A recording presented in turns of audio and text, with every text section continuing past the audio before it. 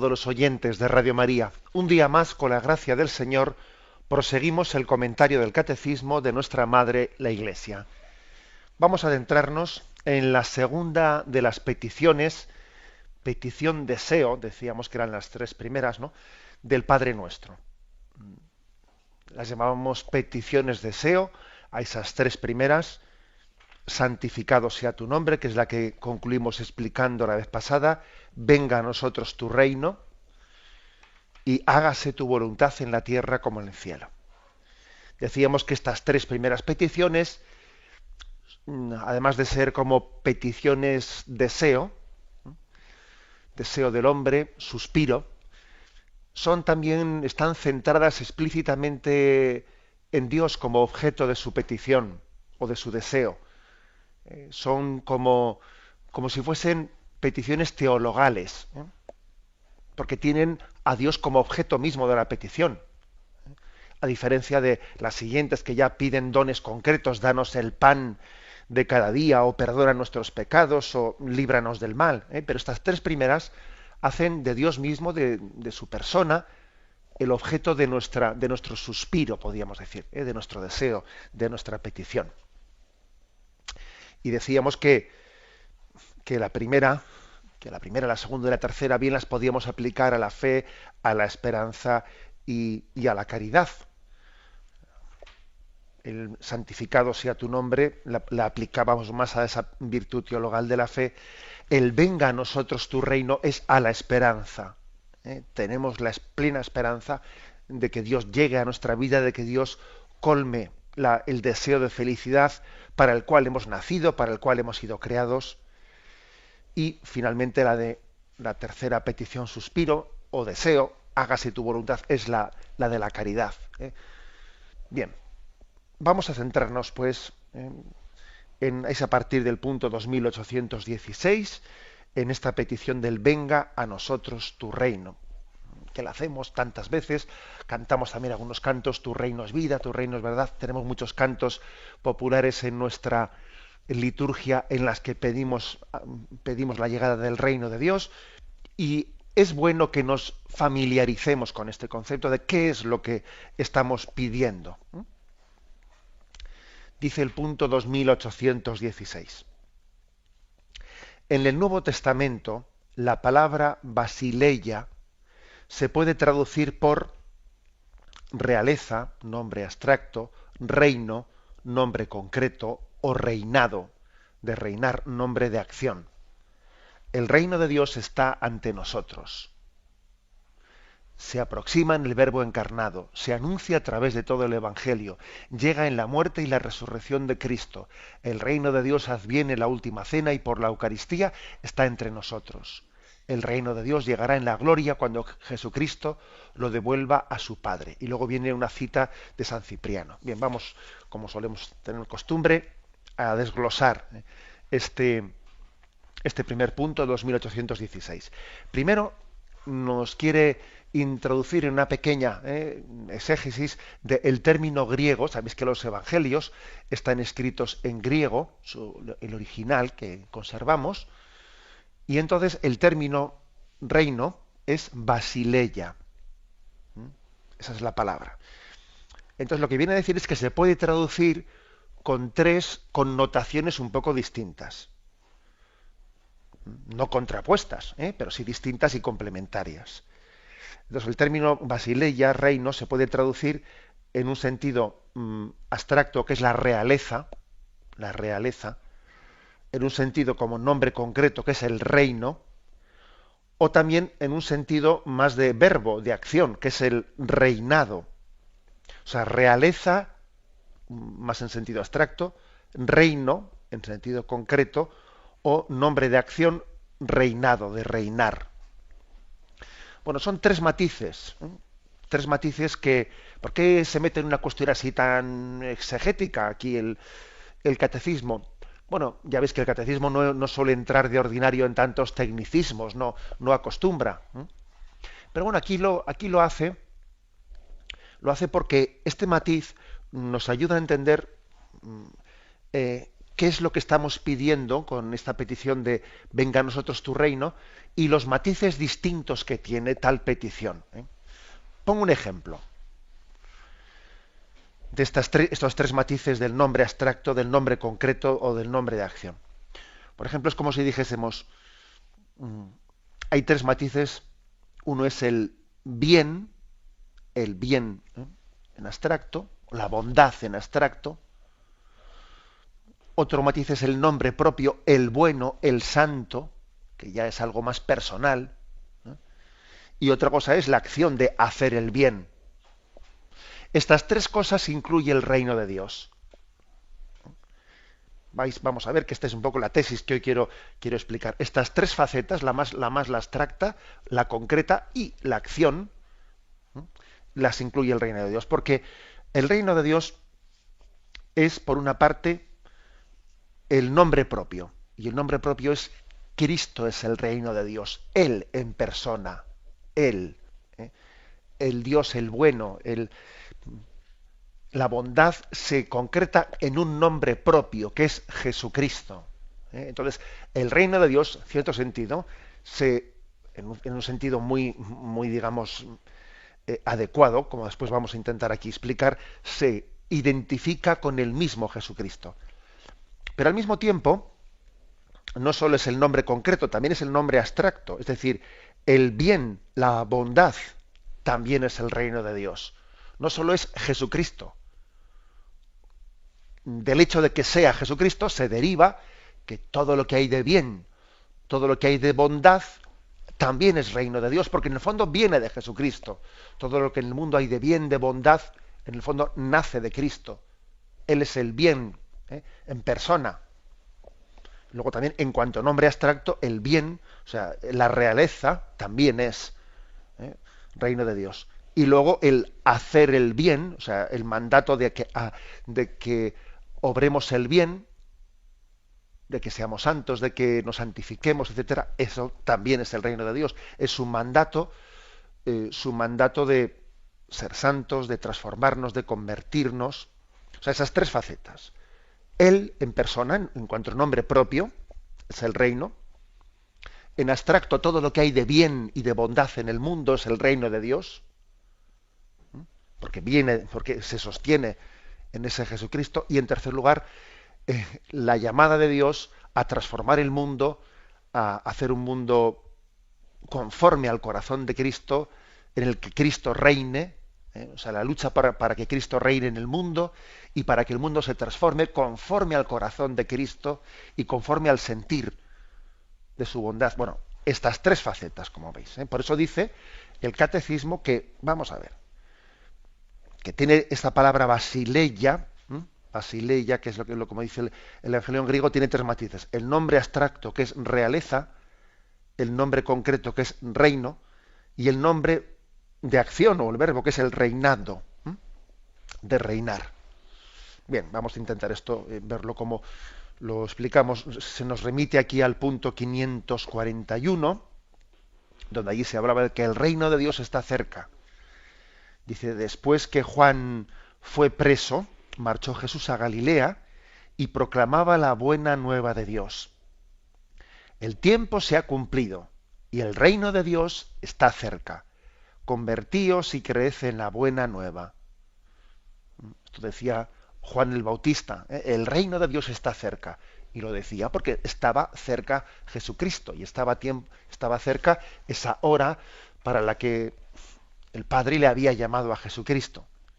Cristo, por tanto, para hacer la voluntad del Padre, inauguró en la tierra el reino de los cielos. Pues bien, la voluntad del Padre es elevar a los hombres a la participación de esa vida divina. Lo hace reuniendo a los hombres en torno a su Hijo Jesucristo. Esta reunión es la Iglesia, que es sobre la tierra el germen y el comienzo de este reino. Otra faceta importantísima, que es la faceta eclesiológica o eclesial. La Iglesia es, dice aquí, está tomado esto de el Concilio Vaticano II, la Lumen Gentium, capítulo quinto. La Iglesia es el germen y el comienzo del reino de Dios. Es el comienzo. Ese comienzo, ¿dónde se concluirá? Se concluirá en el cielo. donde el reino de Dios estará ya completado, habrá llegado a su culmen. Pero ese germen es la Iglesia.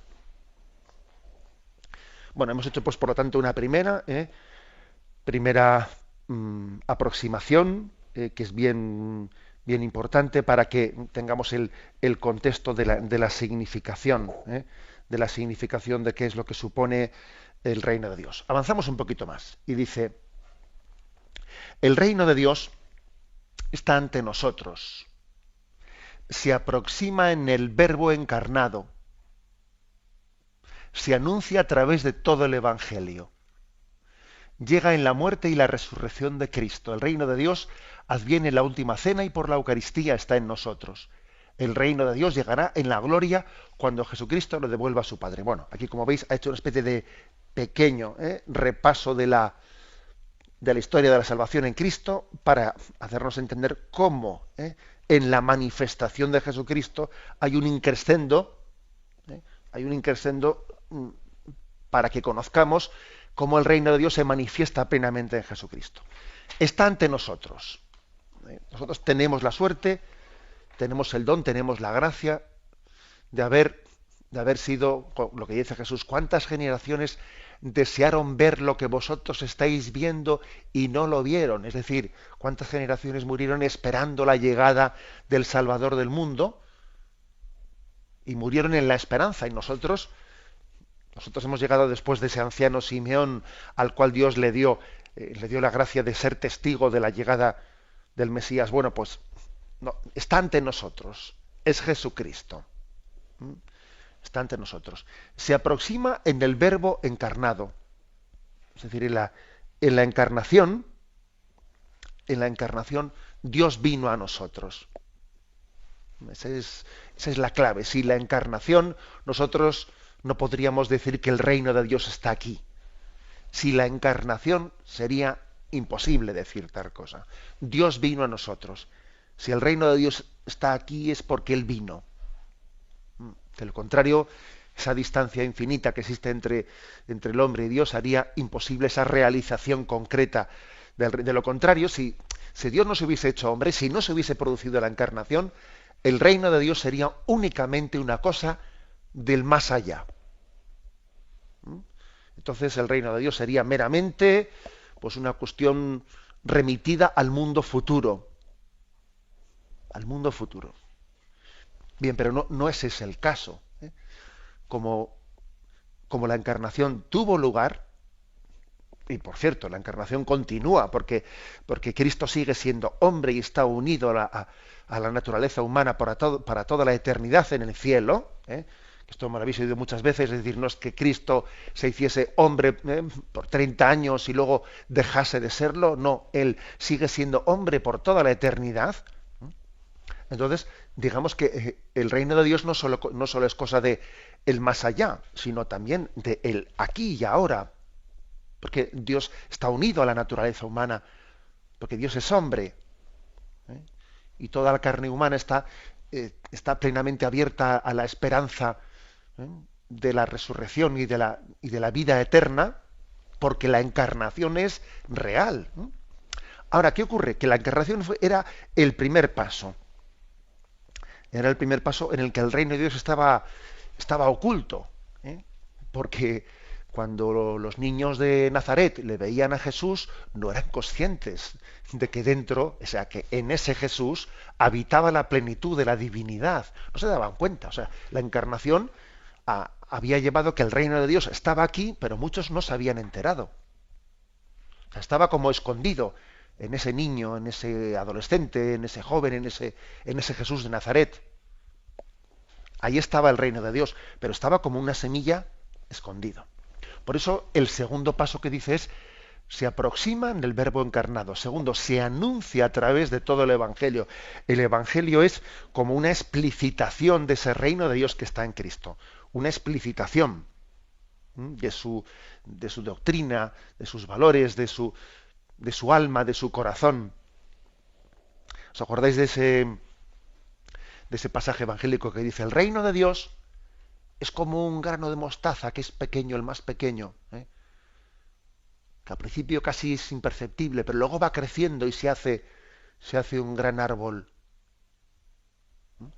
Bueno, pues ese es ese pequeño, esa semilla es la encarnación, que luego va creciendo la explicitación del Evangelio y se va desarrollando en la Iglesia y Cristo, ¿eh?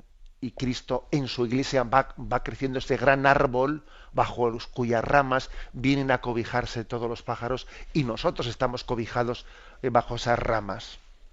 El reino de Dios vino en la encarnación y se ha ido desarrollando a través de la predicación del Evangelio.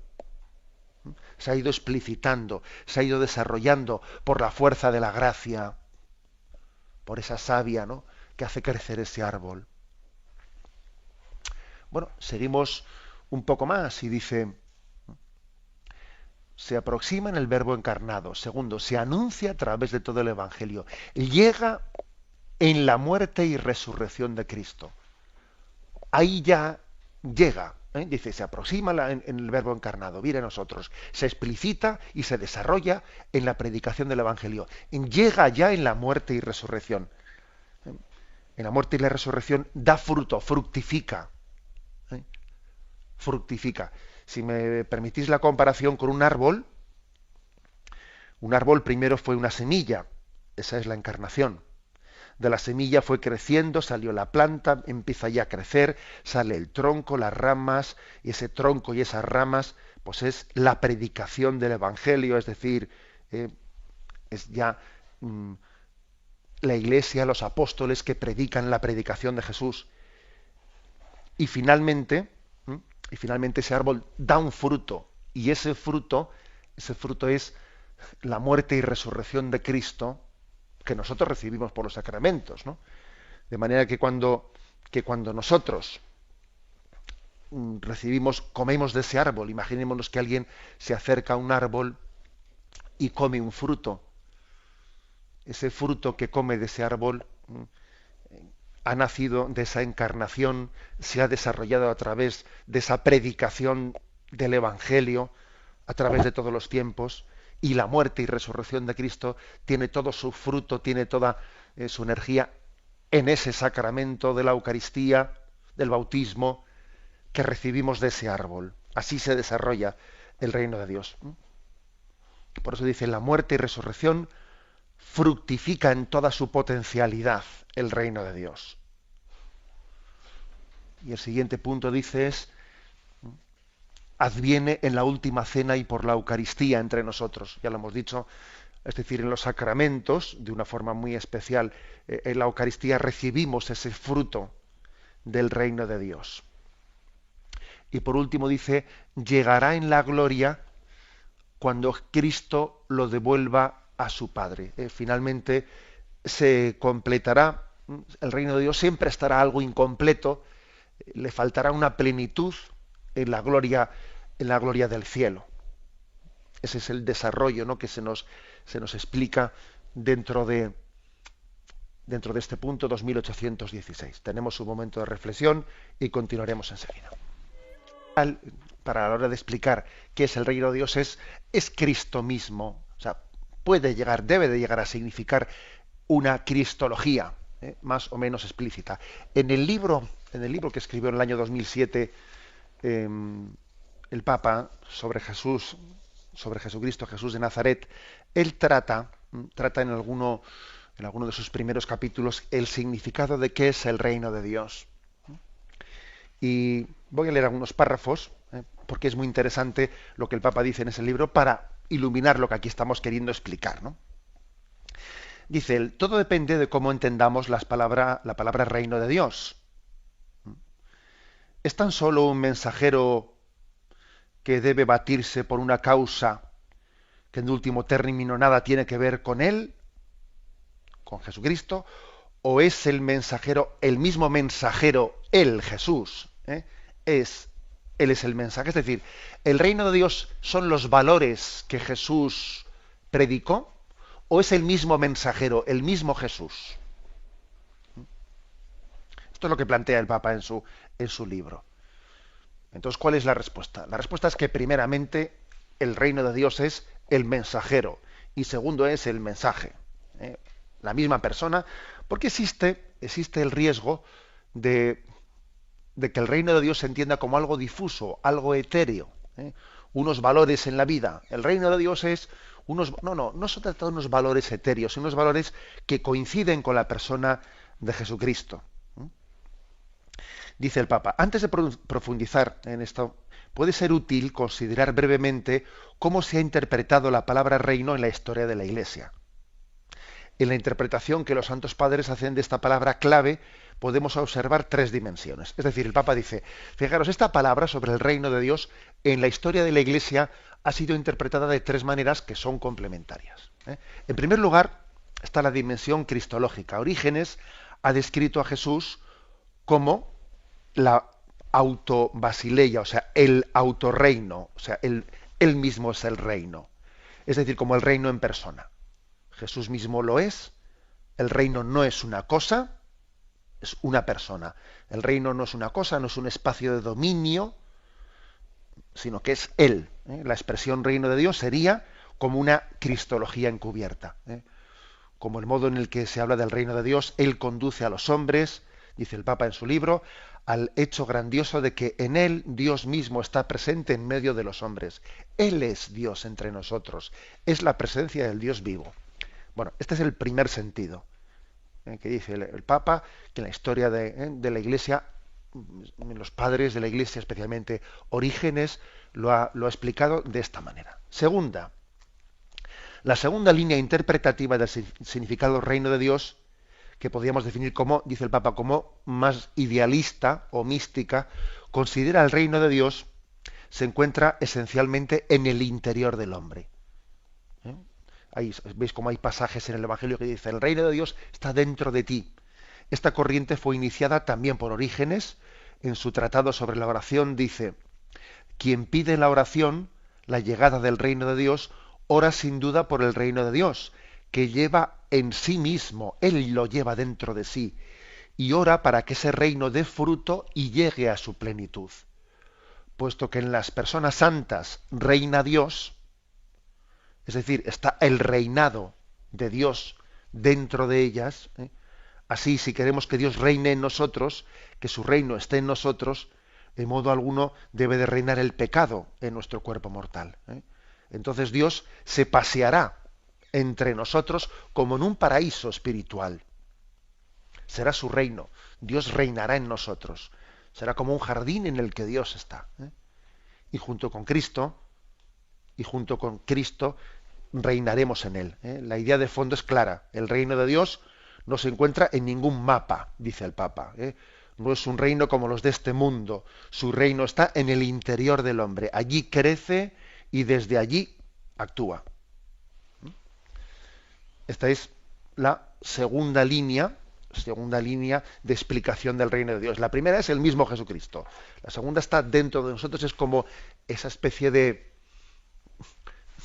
pequeño jardín, dice el Papa, en el que Dios se pasea porque fruto de nuestra conversión, de que hemos ido cambiando, hay un reino de paz dentro de nosotros en el que Dios reina, un espacio de paz, espacio de gracia dentro de nosotros, en el que Dios está reinando. Y la tercera línea explicativa, que no son contradictorias una u otra, no, sino las vamos sumando. Las vamos sumando. La tercera línea interpretativa, dice el Papa en su libro. La tercera dimensión, en la interpretación del reino de Dios, podríamos denominarla eclesial o eclesiástica. En ella, el reino de Dios y la Iglesia se relacionan entre sí de diversas maneras y estableciendo entre ellos una mayor o menor identificación. Esta tercera explicación pues es poco a poco con la que en el paso del tiempo pues se fue más creciendo más, desarrollándose más en la teología católica. La dimensión de identificación del reino de Dios con la Iglesia. Y como hemos dicho antes, el Concilio Vaticano II dice por lo menos que la Iglesia es el germen y el comienzo de ese reino de Dios. Luego habría una pregunta. Bueno, vamos a ver, ¿y el reino de Dios? O sea, dice el Concilio Vaticano II, es el germen y el comienzo del reino de Dios. Y el reino de Dios, uno me puede hacer la pregunta, a ver, el reino de Dios se, o sea, coincide al milímetro, coincide al milímetro con la Iglesia.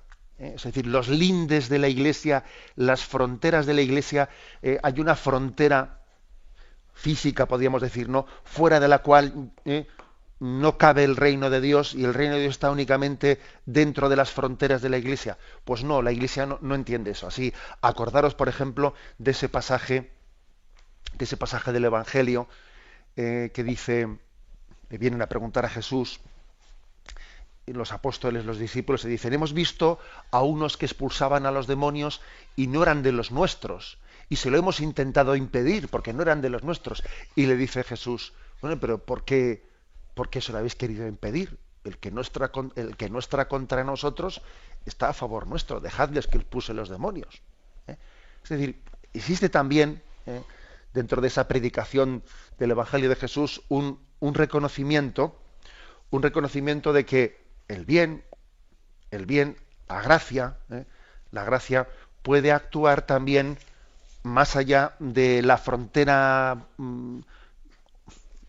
milimétrica, ¿no? O sea, no existe una frontera milimétrica, diciendo aquí termina la Iglesia, a partir de aquí ya es una gracia fuera de la Iglesia. Pues no, no es así, porque la gracia, la salvación viene a través de Cristo y a través de su Iglesia, pero las fronteras de la Iglesia no son milimétricas en el sentido de que lo que está fuera de allí, esto ya es fuera de la Iglesia. No, no. Por lo tanto, digamos que la Iglesia es el germen y el inicio del reino de Dios, pero ese reino de Dios está incluso más allá de las fronteras visibles de la Iglesia, porque también la Iglesia tiene, como es en ella se está desarrollando el reino de Dios, tiene raíces que van por debajo y no se ven, como cuando uno ve un árbol por fuera, pero lo que se queda perplejo es que las raíces de ese árbol por debajo de la tierra se extienden muchísimo. Hay árboles que te quedas perplejo de cuando uno, al ir a arrancarlo, ver las raíces por debajo hasta dónde llegaban y no eran visibles y llegaban mucho más lejos. O sea que también esta característica del reino de Dios es importante para entenderla.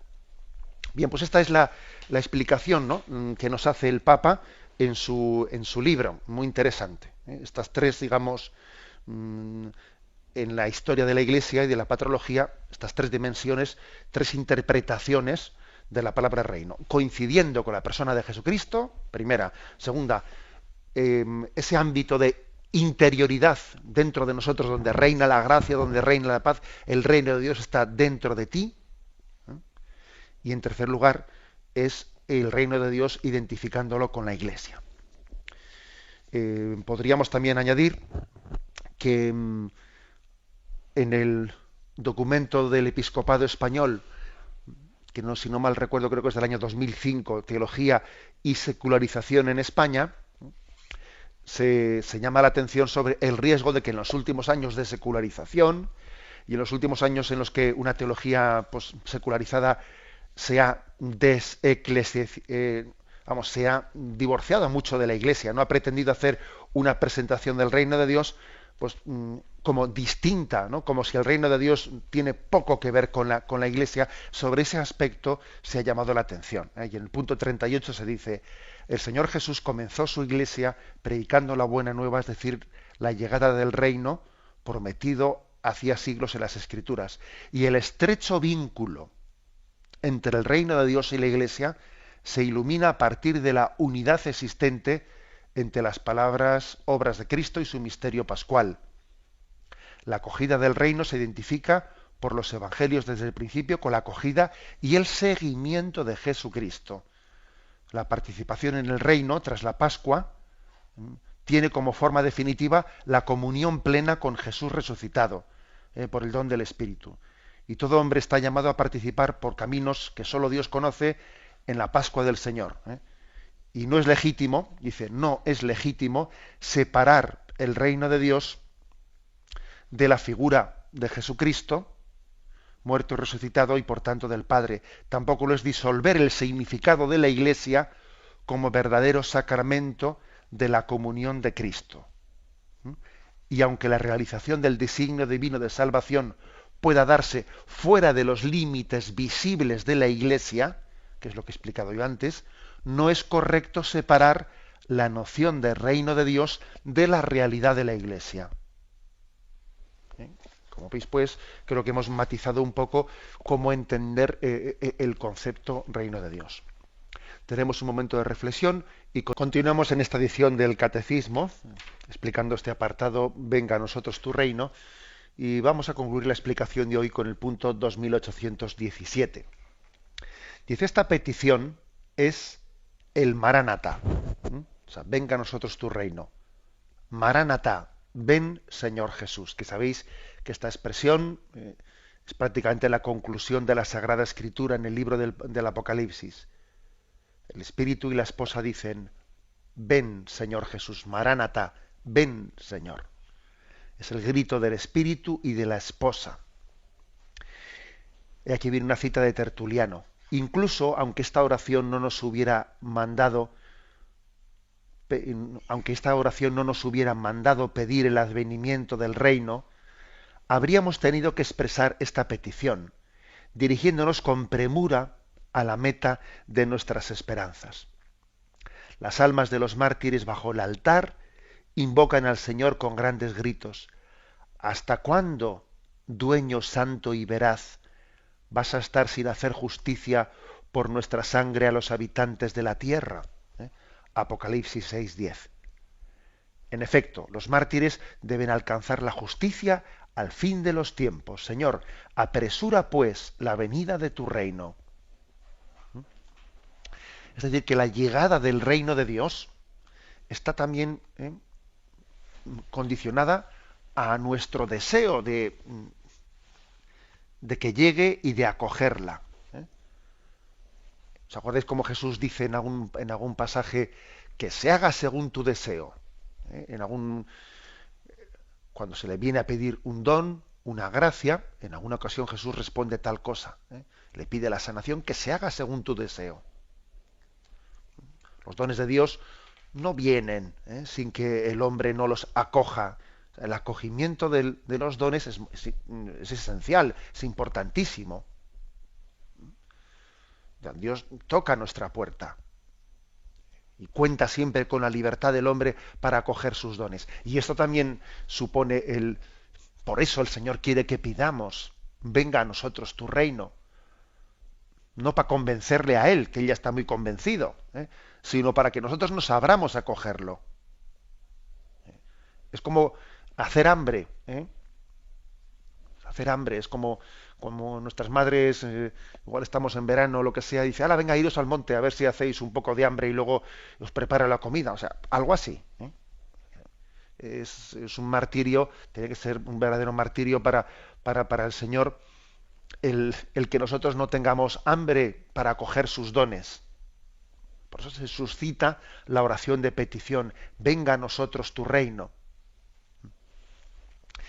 Y dice que apresuramos su advenimiento con nuestra espera.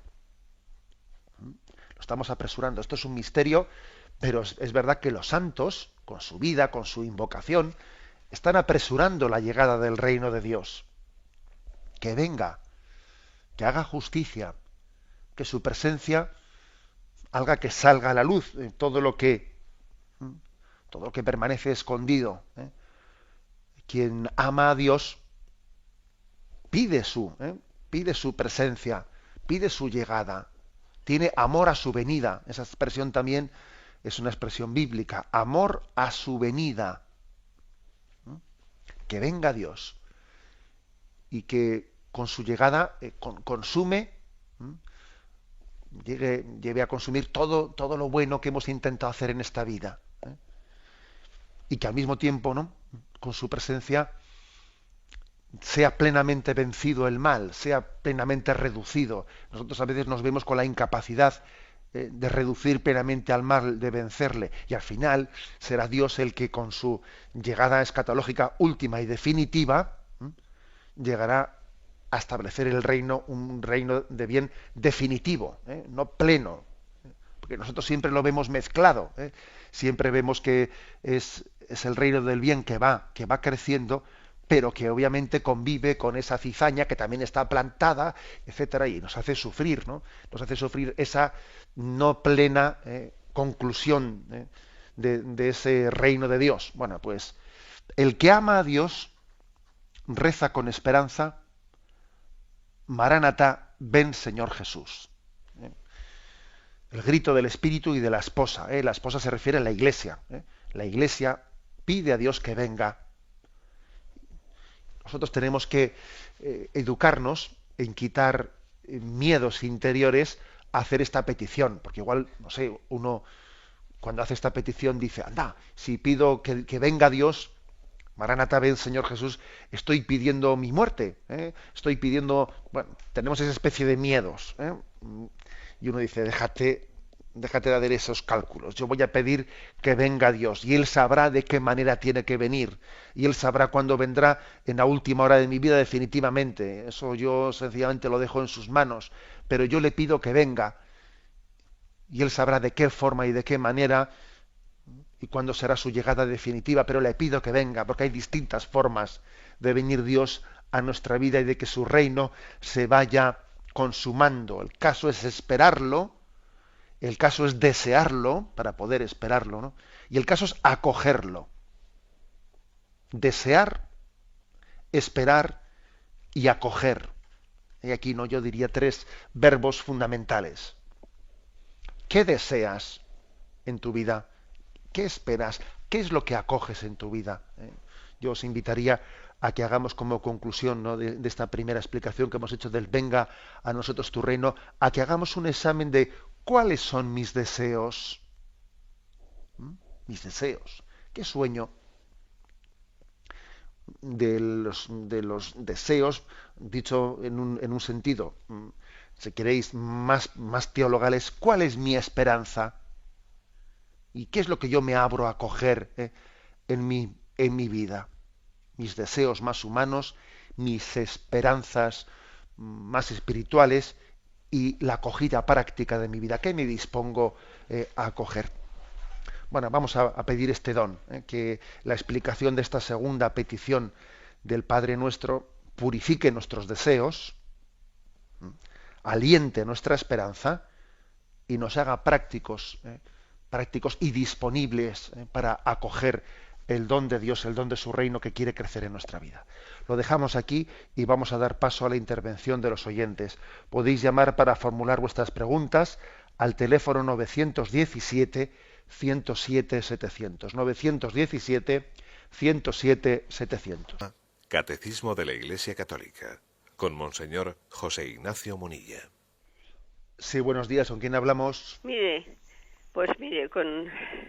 con Otilia. Adelante, Otilia. Pues, como dice usted del reino, que digo que si tiene uno que tener esa ansiedad por que venga el reino, para uno mismo o para los demás. Cuando ves que los demás están y tienes una preocupación grande. Porque yo tengo, pues no sé, un sobrino que vamos, tengo dos o tres, pero no van a misa, no, uno desde luego tiene dos niños y no es que tenga mucho tiempo, luego como se van al chalet y tiene que estar con su marido a las buenas, pero otro es que se ha echado a la novia y como no va a misa, pues no me ha dicho nada, pero no creo que se case por la iglesia. Y entonces me dijo una amiga que las bodas de Caná, que entonces no se casaban, pero ahí está Jesucristo, ¿no? ¿Cómo fue eso? De acuerdo. Pues mire usted, la pregunta que usted hace es, vamos a ver, ¿el reino de Dios lo pido para mí misma o también lo pido pues obviamente lo pide para todos? Es imposible separar esa dimensión comunitaria del reino de Dios, ¿no? La dimensión comunitaria está ahí. Y usted, pues por ejemplo, a sus sobrinos, pues los lleva en su corazón, y ejerce de tía, pues, con toda su alma, ¿no? El reino de Dios sufre violencia dice también una frase del Evangelio, sufre violencia. Pues que claro, porque esta secularización de la que estamos absolutamente pues empapados en ella, nos roba, fácilmente roba el tesoro del reino. Y entonces hay que luchar contra ello. Hay que luchar, no hay que hacer fácilmente las paces, ¿no?, con este ambiente de secularización que lo que hace es trivializar, ¿no?, quitarle importancia a todo. Bueno, yo le diría a usted, como a veces he dicho en este programa, pues mire, adelante, ¿no? Sin perder la paz, pero sin hacer las paces. El reino de Dios sufre violencia. No es que yo quiera decir con esto de que sufre violencia que tengamos que estar exasperados, en absoluto. Tenemos que vivir en paz, ¿no? Pero sin hacer las paces, sabiendo que el bien combate con el mal, que no hace las paces con él.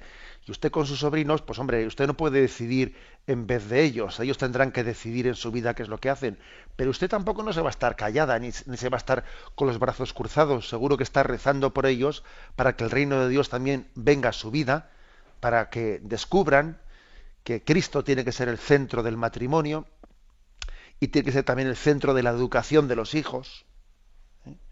Y usted reza por ello, y en alguna ocasión les dirá alguna palabra, claro que se lo dirá, pues con todo el cariño que pueda, pero les dejará caer, como quien dice, ¿no?, esa palabra de esa semilla del reino, que será también su testimonio de vida, su oración y su palabra. Bueno, adelante, paso a un siguiente oyente. Buenos días. Hola, buenos días, monseñor. Sí, le escuchamos. Buenos días. Mire, yo cuando rezo el Padre Nuestro, pues yo lo rezo hablándole a él, por supuesto, porque es la oración que Jesucristo nos enseñó para hablar con el Padre. Pero cuando digo hágase tu voluntad, yo muchas veces, yo quiero hacer la voluntad de Dios, por supuesto, siempre, pero muchas veces no sé cuál es su voluntad. Entonces me quedo un poquito, digo, bueno, ¿y qué hago? Cuando voy a hacer una cosa, digo, ¿es tu voluntad o no es tu voluntad lo que voy a hacer? Y algunas veces, pues, recibo la respuesta y otras veces, pues, me quedo un poquito sin respuesta, ¿no?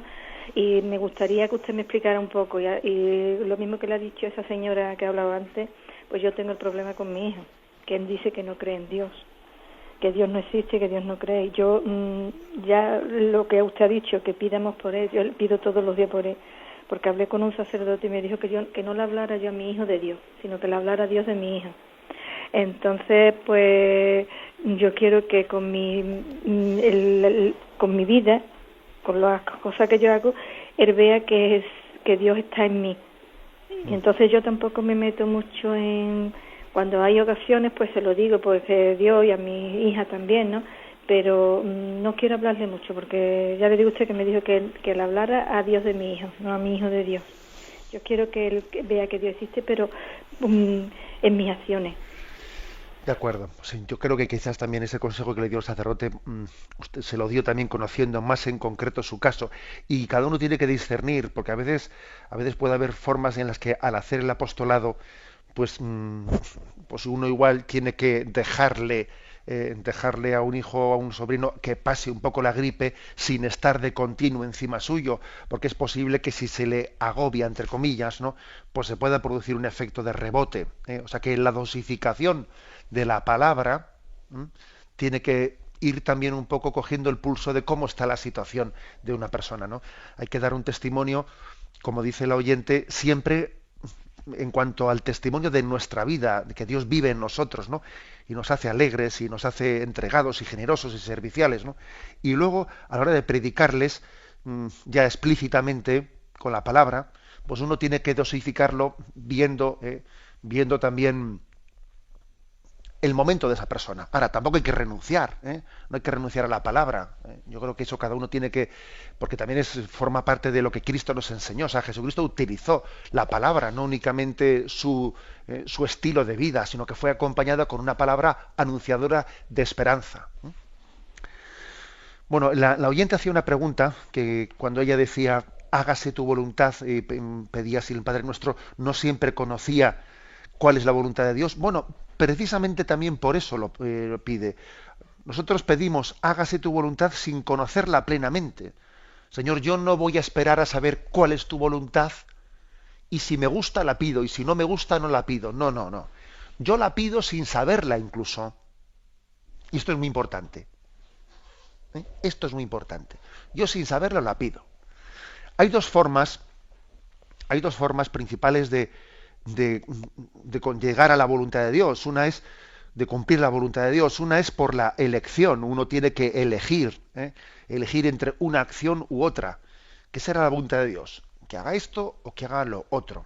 Bueno, siempre puede haber, a veces no es tan sencillo y puede haber un margen de error, ¿no?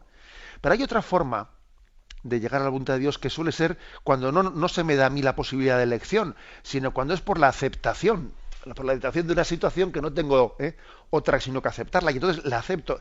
Y es más seguro, fijaros bien, es más seguro conocer la voluntad de Dios por la línea de la aceptación que por la línea de la elección. Bueno, claro, cuando hay que elegir, ¿no? Y hay que pedir a Dios la luz para elegir bien, pero lo principal, fijaros bien, es la aceptación, que hay muchas cosas que no tenemos que elegirlas, porque no puedo elegirlas, sino aceptarlas. Mis limitaciones, mis no sé qué. Imaginemos una persona, pues yo qué sé, pues que tiene desgaste de cadera, que se le ha roto la cadera. Oye, si lo que me toca es aceptar, y aceptarlo con confianza, sin venirme abajo, etcétera, si ahí es más fácil conocer la voluntad de Dios que en otra situación, de que si me quedo aquí me voy a vivir a otro lugar.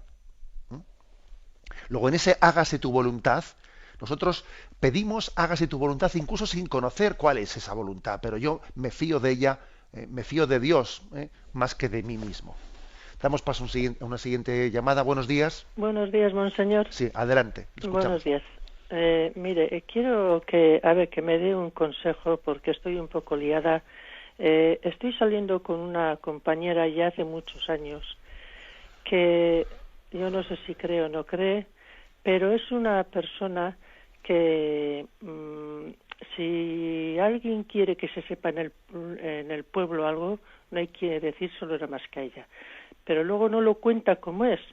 Después va a misa y si igual está 2 años sin ir a misa y ni se confiesa ni nada, y va y comulga tranquilamente.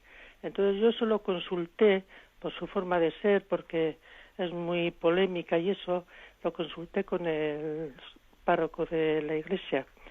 Y entonces le dije yo que me orientara. Porque yo, claro, con esa persona que está todo el día en jaleos y líos y todo, pues como que me encuentro violenta en salir con ella. Entonces él me aconsejó que no la dejara y que siguiera con ella, porque al ir yo siempre a misa, porque siempre yo voy a misa, ella viene conmigo.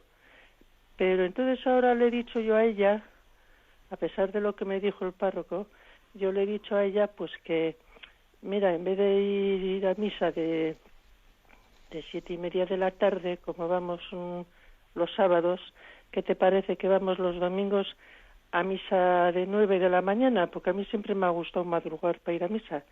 Y en un principio me ha dicho que sí, ha venido los primeros domingos, pero ahora ha dejado de ir. Entonces yo ya no la digo nada, porque ella sabe que yo voy a misa de 9. Entonces yo me siento ahora como culpable de que esta señora, si viene a misa, es porque voy yo, y ya ha dejado de venir. Eso es lo que quiero yo que me... Bueno, vamos a ver, estoy de acuerdo, le digo una palabra. Bueno, es que en esta vida yo creo que también hay un límite y hay un grado en el que uno también tiene que hacer sus opciones en la vida, no siempre totalmente condicionado, ¿no?, por lo que vayan a hacer los demás. O sea, también usted tiene que pensar bueno, pues en la vivencia de la Eucaristía del domingo, cómo se ajusta más a su vida y cuando la Eucaristía usted la vive con más intensidad y más provecho, ¿no? O sea, tampoco usted puede estar condicionándose totalmente a los demás. Ahora, que en algún momento determinado pues usted diga voy a hacer también un apostolado con esta persona y porque sé que se queda sin ir a la Santa Misa y voy a invitarla a ir pues el sábado porque sé que conmigo iría. Bueno, pues puede hacerlo de vez en cuando, pero está claro que usted lo hace de vez en cuando intentando conducirla a que ella vaya por sí misma, porque si ella únicamente va a vivir la Eucaristía como un paseo con usted, no hemos terminado de hacer nada. O sea, la Eucaristía no es un paseo con una persona para charlar con ella. O sea, yo le diría que lo haga usted de vez en cuando, pero con el deseo y con la petición al Señor de que ella vaya a estar con el Señor, no con usted. Ahora, parece que a veces usted tendrá que aprovechar el que esté con usted para que luego llegue al Señor, ¿eh? Como tenemos el tiempo prácticamente cumplido, me despido con la bendición de Dios Todopoderoso, Padre, Hijo y Espíritu Santo. Alabado sea Jesucristo.